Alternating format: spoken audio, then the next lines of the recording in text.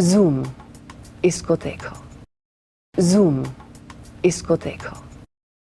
लेकिन विवेक, एक सवाल यहाँ ये उठता है कि आपको क्या जरूरत पड़ गई इस तरह सच का सामना करने की?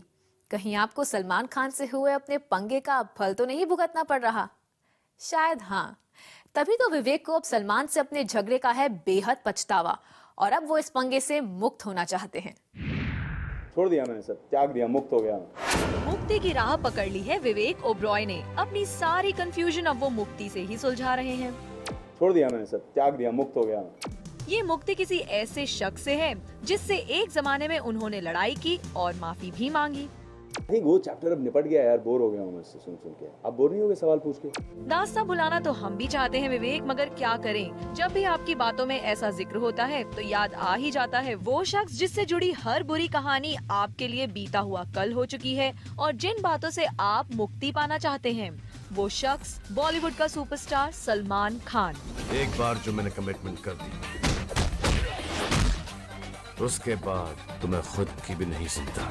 सलमान और विवेक की लड़ाई शायद आप भी भूले नहीं होंगे। इस तस्वीर को देख के तो आपको सब याद आ जाएगा कि माजरा क्या था। ये कुछ समय पहले हुए राजीव गांधी अवार्ड की तस्वीर है, जिसमें विवेक सलमान से कान पकड़ के माफी मांग रहे हैं, जो उन्हें अब तक नहीं मिली। लेकिन विवेक को इस बात का जरा भी रिग्रेट नहीं। मुझे जिसको माफी मांगनी थी मैंने माफी मांगी।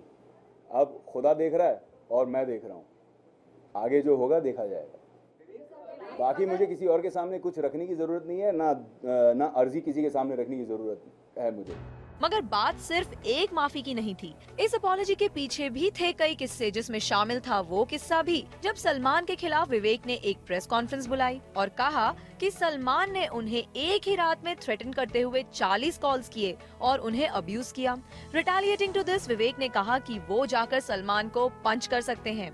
लेकिन अब सलमान को लेकर विवेक ने कबूल किया कि उन्होंने काफी गलतियां की हैं। क्या होता है ना कि जब आप 24 साल के होते हैं और आपकी विचारधारा एक होती है, आप जो भी रीजंस हैं उन रीजंस की वजह से कुछ करते हैं, समय बीतता और आपको लगता है यार ये मैंने जो किया ठीक नहीं किया, तो उसके लिए मुझे लगता है कि सच्ची मर्दानगी, सच्ची शक्ति, सच्ची करेज उसमें है कि एक्सेप्ट करना, हाँ मैंने किया, गलत किया।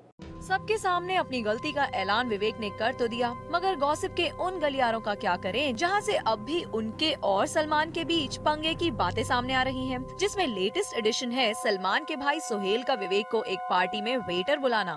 मैं वहाँ था, रमेश जी की पार्टी पे गया हुआ था। मेरे सामने तो ऐसी कोई बात नहीं हुई है, ना मेरे लिए किसी ने गाना गाया है, ना मेरे से किसी ने कोई वेटर करके पुकारा है, ना कुछ ऐसे हुआ है। मेरे सामने तो नहीं हुआ है और मेरा मन बिल्कुल नहीं मानता, चाहे हमारे आपस के रिश्ते जो भी हों, कि मेरे पीछे से भी ऐसा कुछ हुआ होगा।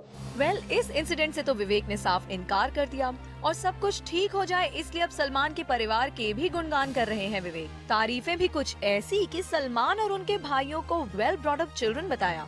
मैं उस परिवार को जानता हूँ, अंकल आंटी को जानता हूँ, बहुत अच्छे लोग हैं, बहुत अच्छा परिवार है, अपब्रिंगिंग बहुत अच्छी है।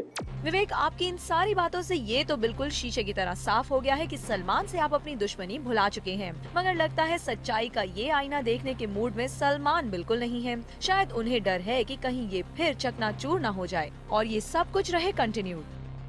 Bureau report, zoom, Mumbai.